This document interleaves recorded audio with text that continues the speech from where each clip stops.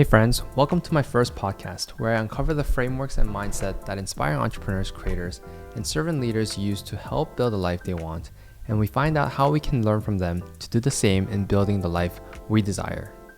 Now, we can all agree that it is one of the most exciting times to be living in with the new technologies and accessibilities to our resources. But it turns out that most of us are somewhat miserable of where we are in life, perhaps living our parents' dreams, maybe too much in our own heads, being worried about the portrayal of others, and we no longer feel fulfilled and excited about doing life. Some may even be confused about what may be the root cause of their symptoms of burnout, overworking, and feeling the meh in the day-to-day living. So today's guest speaker is myself. Yesung is a Korean Canadian who immigrated in the late 90s to Toronto, Canada, being indoctrinated and thinking that his sole purpose in life was to make two people happy, Korean Jesus and mom and dad. So he did the right thing, became a teacher, got married, and had two beautiful children.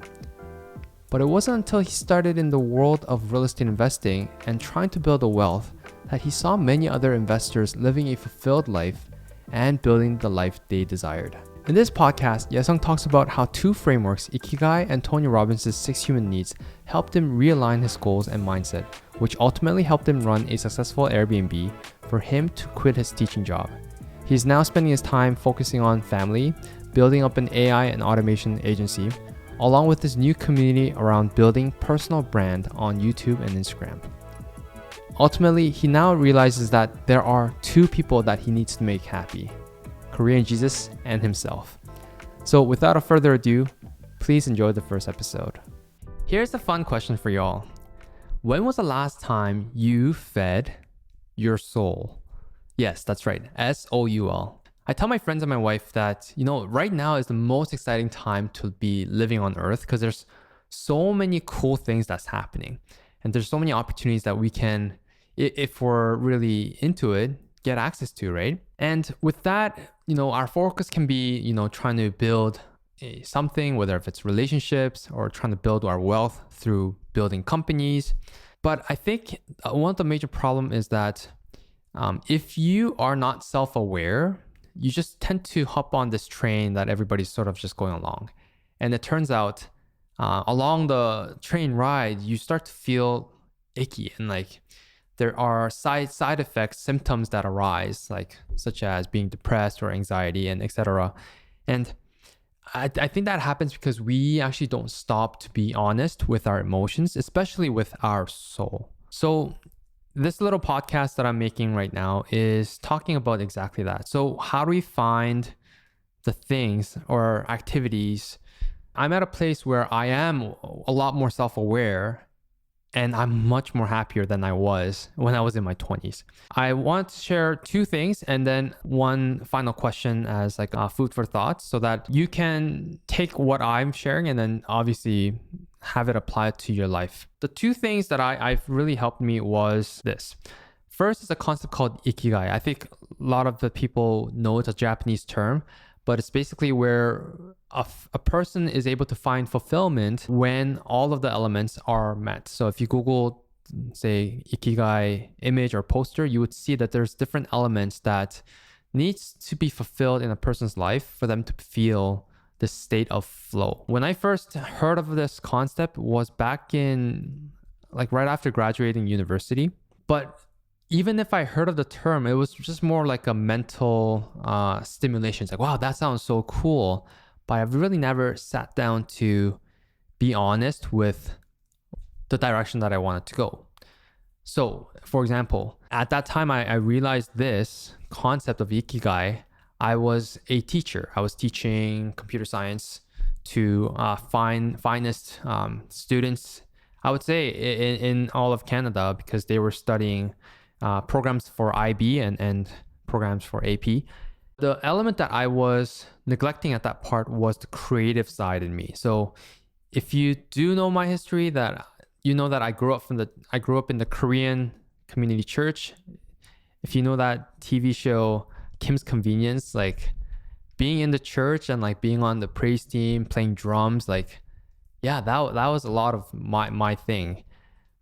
And after even having to study music in university for conducting a music education, I was actually arriving at a stress point when I did realize that I couldn't at that time, I couldn't see any frameworks that allowed me to make a living doing anything music related. And the only framework that I could see was being a teacher. And along the way, I know in my soul, I've buried that part, saying, this thing of mine, which I have great skills in, I am now putting away because it's no longer going to make me a money. Now, thinking about it, now where I'm at, I think that was a limiting belief that I've put on myself, which I didn't have to. Where am I now? So now I'm at a point where, yes, I've quit, I'm transitioning, I've bought my time back so that I can be working on the things that I value is going to be most return for me in all the aspects, including finance. I'm finding that I need to touch base with this creative side. Hence, as you can see, I've really gone back to the production side of things. Anyone that's looking to start this journey of self-awareness for their soul, Ikigai is a good place to start. And asking honest questions. Hey, am I really in tune with this aspect? If not, how can I make that change? And the second part that I want to talk about is talking about Tony Robbins' 6 human needs. So he is, I think, a phenomenal human being, a coach, and a leader for a lot of people. And actually, I found this out at one of my worst parenting stages of my life, where I couldn't really understand why I was becoming so violent with my, not even 1 year, almost 1 year old son. And it's, to boil it down, the six human needs are certainty, uncertainty, significance, love, contribution, and growth. Yeah, it was growth. Tony Robbins, it was just like a small clip that I saw on the internet, right? But literally he was just saying, hey, the reason why people that are not educated reverts to violence when they want it that way is because when you insert some sort of violence, you get to satisfy 3 of the 4 major human needs, which is when you do that action, you become significant. And when you do that action, you're certain that you're going to have some sort of outcome as harming the other person and feeling significant. And along with that, there's a level of uncertainty that satisfies, right? Hence, people would revert to that. And when I heard that as a dad who was coming home stressed out, 9 to 5 teaching job, and being a teacher in Ontario, that it sucks right now. It's the system, the board levels, how terrible. Everybody knows how terrible it is.